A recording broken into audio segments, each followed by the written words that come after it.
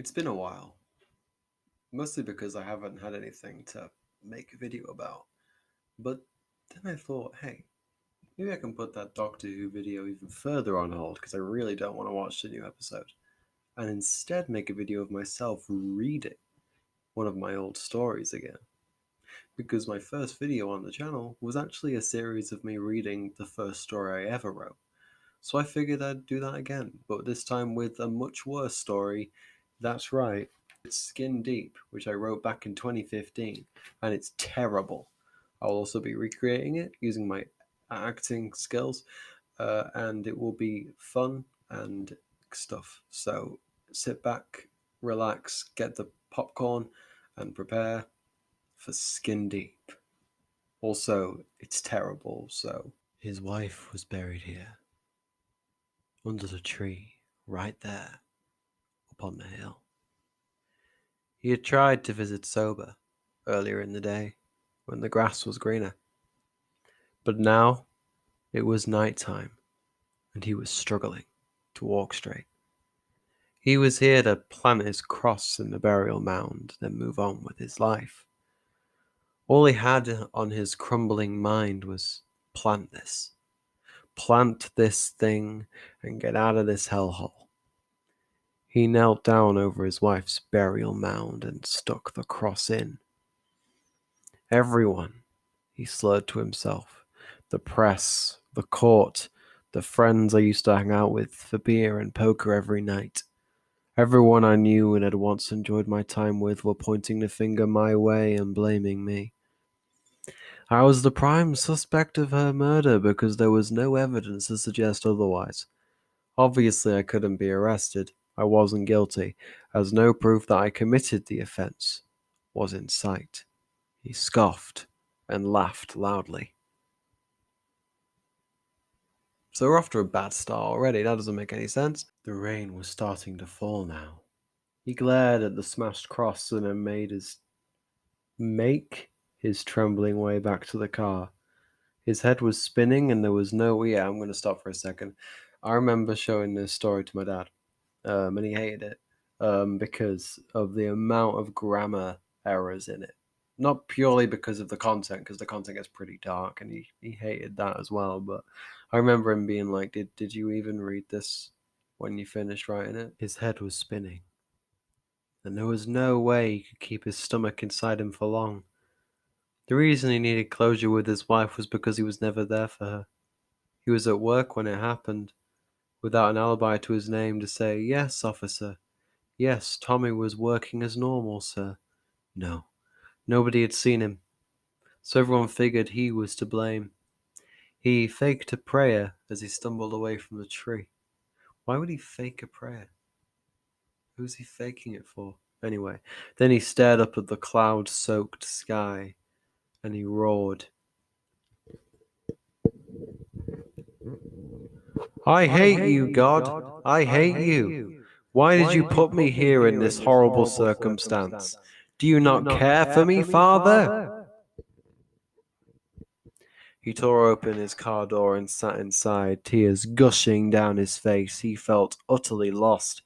As he turned on the car engine, he noticed how greenish and stubbly his hands were. He shrugged it off, not really caring, turned the key in the ignition and rode tearfully into the night. I mean, we can all relate to that, right? You just sat in a car and you look at your skin and it's gone green and you're like, eh. He was on his back. Sick soaked his shirt, sticking to his chest. His hair was matted, greased mess, and his eyes were throbbing. Sitting up, or at least attempting to, he tried to force his shaking legs out of bed. He must have been asleep for a long while, as the literal shape of his napping body had made a hole in the bedspread. He stepped into the bathroom, his eyes half closed. He sniffed loudly, paced around for a while, then stared at his own reflection in the huge antique mirror. His hands were still green and scaled, stubbly and patchy. He tore off his shirt to see if it developed anywhere else. He does that a lot in the story, as you'll see, and was shocked to see that this green skin grew up to his shoulders and then snaked down, only stopping above my belly. It felt oddly slimy as he ran his fingers over it, unnatural. He stared down at his legs, but there was none of the green skin to be seen. The strange new look made me giggle. I changed it a lot. I'll go from he did this to I did this to me did this to he did this. Doesn't make any actual sense. I don't know what happened. I think what happened was that when I first wrote it, it was in the first person, and then I changed it to the is it the second person or the third person where it's like he did this and all that. Well, I think I changed it, but didn't change all of it. So now it's just really strange. Found it quite amusing, to be honest. I must say, if I looked at my body and I saw I was turning into a lizard, I also would find it amusing. He needed to see a doctor about it, so he rung up the local clinic to book an appointment. His skin tingled as he did so, as if it were anticipating some kind of exciting showdown. The hospital was a dense place. 20 odd people crammed into one small functioning space. The receptionist answered calls, ignored the bawls of screeching children. The walls were disinfected of life, colour, humour, anything to create even the vagueness of an impression that this was a place devoted to anything else other than the morbidity of the human body. There were no posters. The leaflets in the leaflet rack were boring and devoted to illness. Have you got swine flu? Is your anus itching? The words sprung out of the page and into your face, and you let it happen because you're too sick to tell the difference. Powerful stuff right there. He enters the doctor's reception wearing a long coat, long trousers, and a hat pulled over his face so nobody had to see his awful skin. Then a mother comes up to Spite, the parent of a screeching child. She grabs his shoulder, a look of fury crossing her face. You scum. I know what you did. You murderer. I saw you on the news, Mr. Sympathetic. Well, guess what? Nobody gives a damn about your sadness. They want you strung up because you killed your loving wife. You're pathetic. He sighed. He received this all the time. People hated him, even though they couldn't possibly know the whole story. But she can't see his face. How could she possibly know? Then an old lady stood on weary legs, waved a walking stick in the air, and cried, Killer! He's a killer! He's a Nazi! He's a Nazi! Perplexed and horrified, he turned away from the women and awaited his call on the tannoy. Could the murdering scumbag Thomas Spy please report to Dr. Riverbank's office immediately? That's wife killer Thomas Spy to Dr. Riverbank's office. He gasped. The shallow, cold tone of the voice chilled the very marrow in his bones. Everyone knew about his charge. Everyone thought he was guilty. He pushed past the woman and the elderly lady and screamed when he saw that everyone in the hospital was standing, the children on tiptoes, to yell and bawl at him like clockwork, their hands waving, their mouths chewing up their words and spitting them out onto his feet. Disgusted, he raced to Riverbank's office, room 1B. Riverbank was sculpted out of stone, his skin so grey it could be connected with the texture you find on most rocks. He was clearly struggling not to strike out. He was restraining himself. His fists were clenched so tightly that his knuckles were a bright, raw red. Come in, Mr. Spite. Let's have a little chat, eh? His accent was vaguely Canadian, and his teeth were gritted with the intensity of a staring maths teacher. He sat before a computer screen where his entire life story had been brought up, including his ID photo and his name, age, address, and home telephone number, and also the number of his parents and his wife, his emergency contact. His heart wrenched, and he had to look away, and to look away was to look at Riverbank. He had a truly scary glare. So what seems to be the problem, you murdering scumbag? Sorry, I mean Mr. Spite. He felt himself trembling. Was everyone going to be like this for the rest of his life? Constant hate thrown his way like a ruthless catchball? He revealed my arms, unsure why he had asked, as it was fairly obvious he had a green layer of skin coating his entire structure. What? Your arms are perfectly normal. Maybe you're hallucinating. I'll see if I have some medicine for that. He turned towards a yellow book on his desk.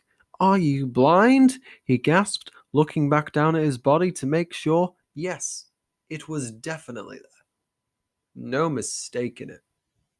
I clearly have this stuff, he cried, waving his arm around madly. The doctor continued to ignore Spite. His vision blurred. He could hear himself screaming. Something about blindness, being stupid, useless, deserving to be sacked. Gruesome profanity was flying around, bouncing off the walls. Something pushed him away, and he was sent reeling, falling backwards into a spinning chair, which wheeled him from the pain-stricken, red-faced doctor, who now looked at him not with anger, but with fear. "Creep!" he spat, his words falling at Spite's feet. Spite groaned and raced out of the room. What do you think so far? Because I couldn't believe how repetitive it is. It's pretty strange so far, right? It doesn't sound familiar. It's definitely not a rip-off of anything that I read about a guy who develops horns after his girlfriend is murdered and then starts hearing everyone telling the truth. I definitely didn't read that and then just write this story when I was 16. I definitely didn't do that. That would be terrible. I mean, that's basically piracy, right? It's copying someone else's book. I didn't do that. That's not what this is. It was 6 years ago. You know, I'm a better writer now. At least I hope I am. I've gone way off topic. Anyway, freak, freak, freak. The chants rung in his ears as Spike pushed through the seething crowd of waiting patients, out of the hospital and into the street.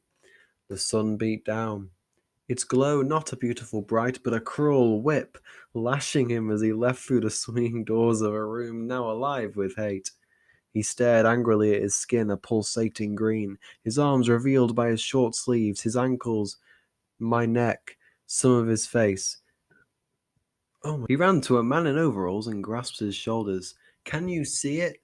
Can you see the lizard skin?" He bawled, tears streaming down his face. He was shaking him. "Go home, drunk," he cried, pushing him away and carrying on his trek to wherever. Spite felt sick. He felt a jabbing pain throughout his body, and most of all, he felt alone. With a sigh, Thomas decided to head to church. The priest would surely give him some answers. He knew him well, a kind man in his 40s. When he heard Thomas was accused of killing his wife, he was one of the people who gave Spite the benefit of the doubt. No evidence, so he wasn't to blame, or at least until proven otherwise. He told him that God loved him, and deep down inside, he almost believed the priest. Hang on. He gave Spite the benefit of the doubt when Spite was accused of murdering his wife. I mean, this priest, very trusting guy. I mean, later in the story you'll understand, but I don't know, man. I don't know about that. The church was an ancient place, tall, aglow in the April sunlight, with the trademark stained glass windows of your typical house of the Lord, showing the crucifixion of Jesus, the parting of the Red Sea, the finding of the commandments, and other stories painted into glass. He pushed through the looming doors.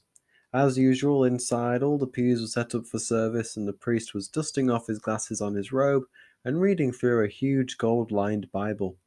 He looked up at him, his wrinkled brow creasing as he frowned. "Thomas Spite, how pleasant it is to see you again," he cried warmly, stepping down from the Bible stand to greet Spite with a firm handshake.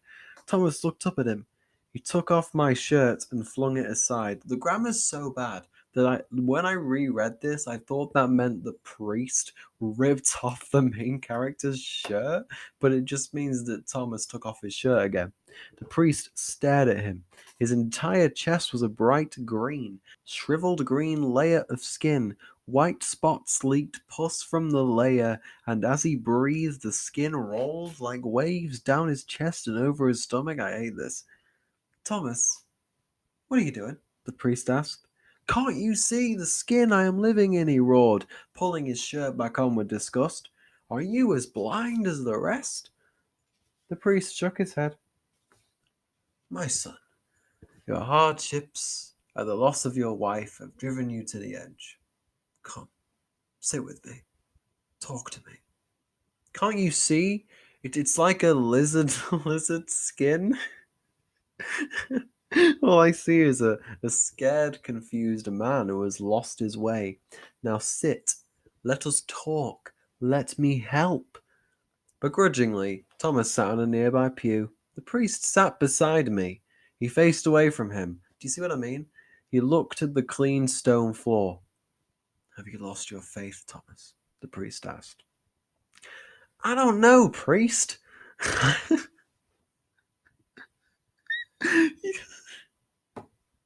He doesn't have a name. I am still receiving abuse for something I didn't do.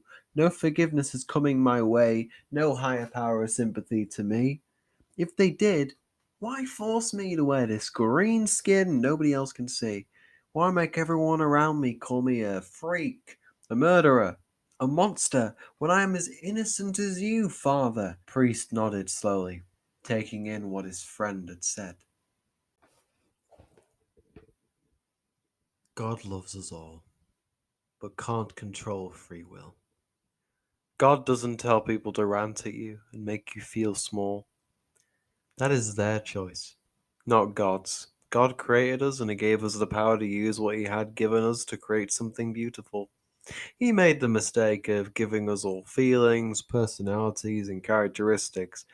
Now people can do what they wish, when they wish. He wanted to give the good people a challenge, make human existence more interesting. But He didn't take into account how far the evil ones could go. And now this has happened. Your wife is dead, and God has no control over the accusers. He gave the people the power to think for themselves. He gave people the power to be who they wanted to be, but He still loves you. Then why have I been given this stupid layer of skin? Thomas groaned. I suppose, the priest said, to give your life some intrigue. He thanked the priest and made his way out of the church. The sky had been encapsulated in dark cloud as had his mind. Oh, that's a nightmare. He walked home. The way he wandered led him past some newsagents, up a not too steep hill and through a small alley. Nobody stopped him to yell at him, nobody looked at him. For that, he supposed, he was grateful. His home was dimly lit.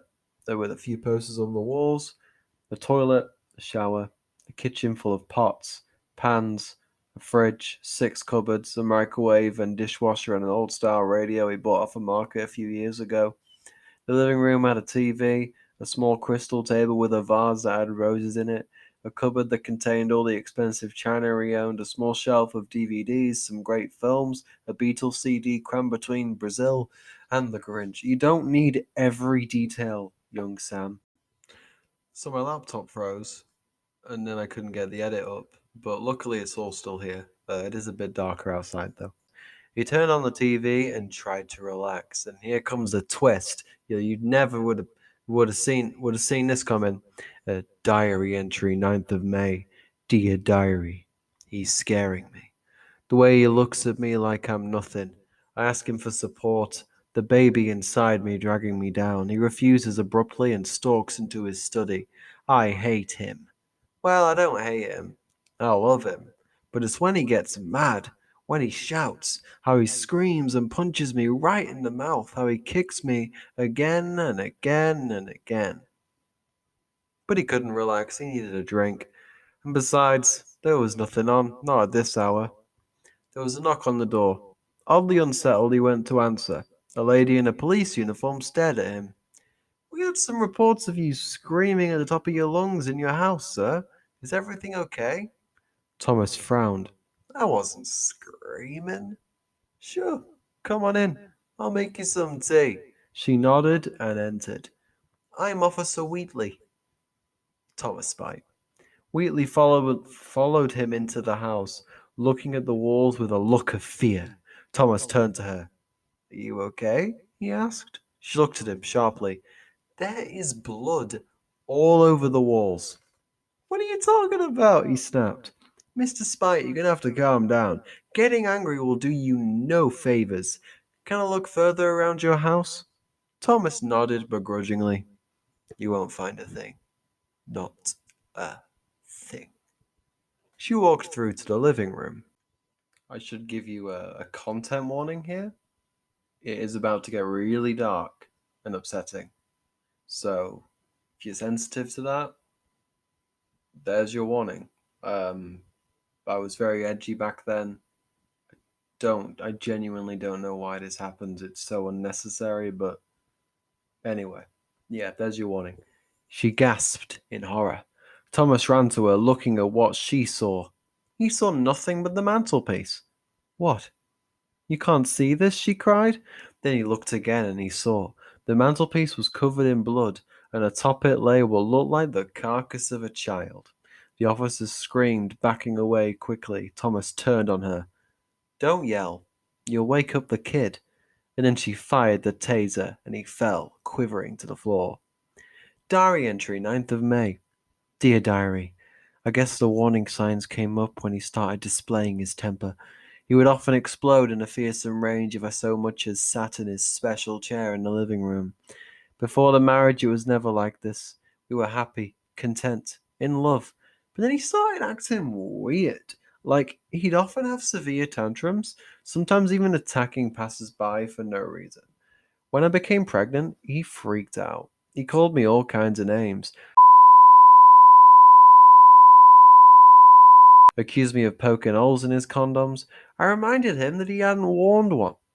I reminded him that he had insisted on not wearing one, and he said, "What's the harm?" And then he hit me. Thomas Spite murdered his wife, Anita said. Are you sure? Wheatley asked. He did. I am his mother. Do you not think I'd notice if he had done something wrong? He even called me. He called me, crying, telling me he'd done a very bad thing. He kept saying, I killed her, Mum, I killed her. He begged me not to say anything, so I obliged. I loved him with all my heart, and it hurt me to see him fall apart. I didn't say a word to the press or the police or even my husband. What? Okay, this is a debate, but if my kid came to me and said that he murdered his wife, I don't I don't know if I think I'd have to be like, yo, you gotta turn yourself in. That's pretty sick. You know what I mean? Like, I mean, at least, like, don't just act like it didn't happen. That is terrible. I mean, wow. Anyway, Wheatley nodded. And did he mention murdering their child? No. Why? I found the body of it. Anita winced. I won't go on. It was on the mantelpiece. The child must have been dead for hours. It was so cold. So, yeah, the mum's like, please don't tell me about the dead kid. And the officer's like, okay, I won't, but I'm going to tell you anyway. Terrific writing. Thomas Spite opened his eyes slowly. His wife stared at him. Look at you, big boy. Actually,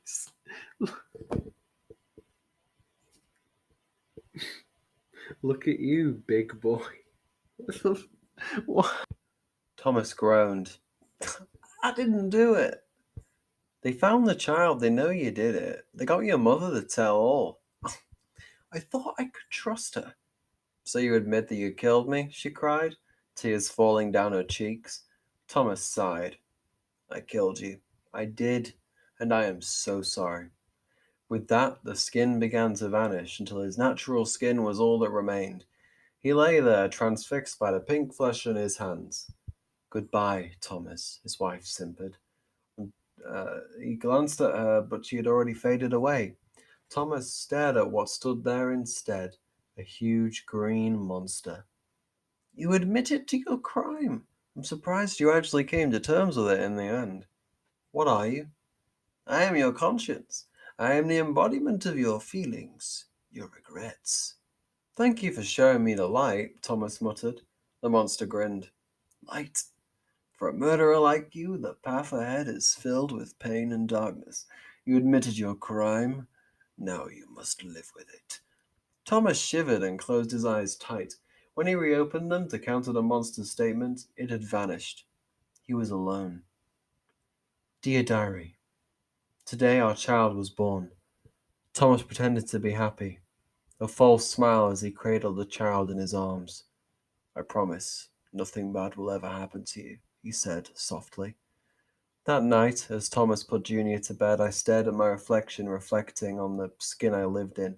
Who am I? What am I doing here? My husband is entering the room. He has a knife in his hand. I stare at him. He steps towards me. I promised, dear. I promised. Nobody can hurt the dead. Then he runs at me. That's it. The end. And that is Skin Deep.